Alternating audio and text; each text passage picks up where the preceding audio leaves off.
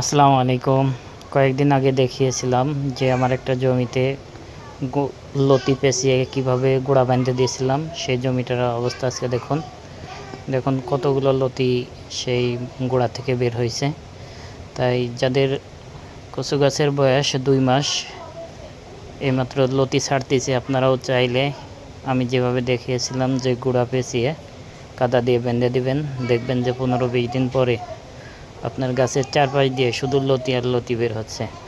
আপনারা যদি এই টেকনিকটা অবলম্বন করতে চান তাহলে করতে পারেন, এতে আপনার লতির ফলন হবে। আর যারা এই লতির কচু চাষ করতে চান অবশ্যই করতে পারেন। এটা হচ্ছে যশোরের লতিরাজ। আমাদের কাছে চারা আছে, যদি চারা প্রয়োজন হয় অবশ্যই স্ক্রিনে দেওয়া নাম্বারে যোগাযোগ করবেন এবং যে কোনো পরামর্শের জন্য আমাদেরকে ফোন দিবেন। ইনশাল্লাহ আপনাদেরকে পরামর্শ দিয়ে সাহায্য করব। যাদের জমিতে অতিরিক্ত পানি জমে থাকে অবশ্যই পানিটা এখন বের করে দেওয়া উচিত, কারণ এখন অতিরিক্ত গরম পড়ছে। যদি আপনি জমিতে পানি জমায় রাখেন তাহলে গাছের গোড়া পচন ধরতে পারে। এই জন্য এই দিকটা সাবধান রাখতে হবে। জমিতে বেশি পানি জমিয়ে রাখা যাবে না।